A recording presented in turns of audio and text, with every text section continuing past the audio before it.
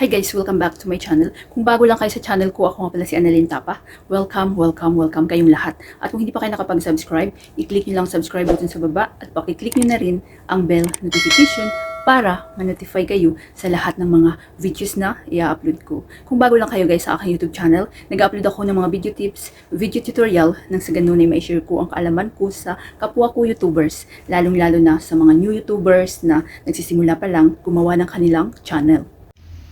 Sa video na ito, sagutin lang natin ang tanong ng isa sa aking mga viewers kung paano ba mag-speed ng video sa TikTok. So, syempre guys, mayroon na tayong TikTok account. So, i-open natin. So, dito na rin ako guys nag-i-edit ng video ko kapag i-upload ko sa aking TikTok. So, hindi ko na kailangan ng apps editor para mag-edit doon, then i-save, then i-upload. So, dito sa TikTok, mayroon akong tutorial nito guys. Full tutorial kung paano mag-edit ng video sa TikTok. Then, punta tayo dito sa plus.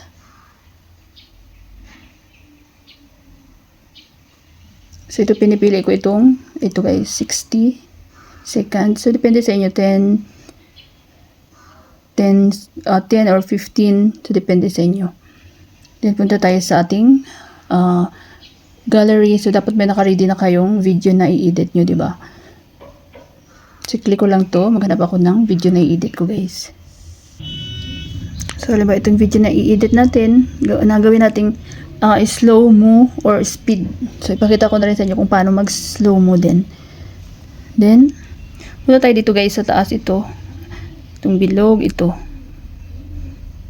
Para ma-edit natin. Then, tanggalin natin yung mga bawasan natin kasi dapat nasa 60 seconds lang yung ating video. So, i-split natin. Hanapin natin ang split. Yan. So, nahatiin na siya, diba? Then, tanggalin lang natin to. Itong sa left side. Delete.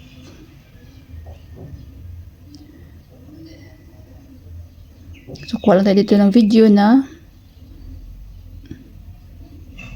nasa 60 seconds.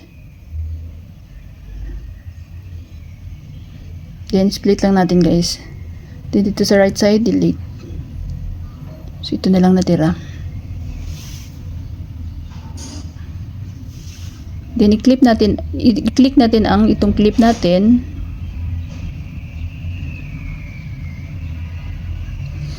Pag na-click nyo guys, nakita nyo itong speed. Ayan, sa baba, speed. Click nyo lang. Then, ayan. So, may number yan kung gaano ba kabilis ang gusto nyo. 2, 5, 10. So, pagpapunta dito sa right side is mabilis. Speed. So, itong bilog ang pinaka-normal. So, i-check natin guys. I-move natin itong bilog. So, depende sa inyo kung gaano kabilis ang gusto nyo. So, lagay natin halimbawa sa 2. Ayan. Then, i-back natin. Punta tayo sa taas para makita natin kung okay siya. Ayan na siya, diba? Yan, depende sa inyo guys kung gaano ka bilis ang gusto nyo. So, may mga number naman dun.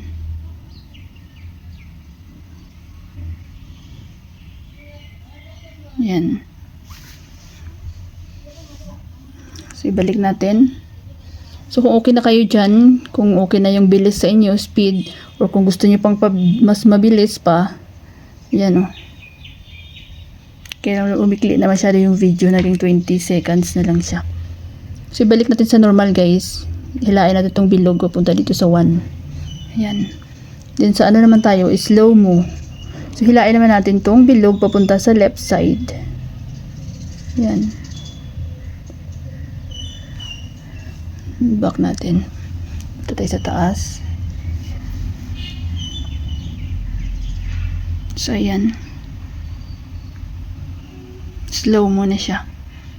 So, super dali lang guys. Mag-slow mo at mag-speed dito sa TikTok. So, parang nag-i-edit ka rin ng video mo sa mga editor apps kagaya ng CapCut or InShot. Panoorin nyo guys yung latest tutorial ko kung paano mag-edit ng video sa TikTok. Para direct nyo na siyang i-upload. Yan. So kapag mayroon pa kayo dyan isulat na caption, so ito na yung gagawin nyo. Magsulat lang kayo depende sa sa caption, sa content nyo guys. Then i-upload nyo na.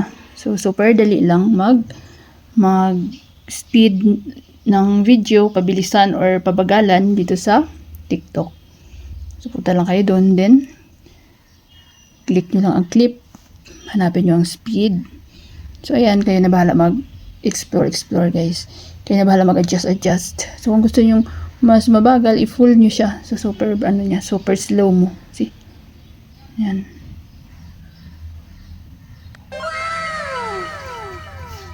So thank you so much sa mga subscribers ko at aking mga viewers na patuloy na tumatangkilik ng aking video tips and video tutorial. So pag meron kayo guys mga tanong or any request about editing, huwag kayong mahiya mag-iwan ng comment, any videos ko at mababasa ko yan. Sana guys may natutunan kayo sa video tutorial ko na ito at maraming salamat sa panonood. Kung mayroon kayong mga question, suggestion, and request, just leave a comment down below. At huwag niyong kalimutan mag-like, share, comment, at kung hindi pa kayo nakapag-subscribe, i-click niyo lang ang subscribe button sa baba at pakiclick niyo na rin ang bell notification para ma-notify kayo sa lahat ng mga videos na i-upload ko. Always be happy guys, be positive, avoid nega. See you next time.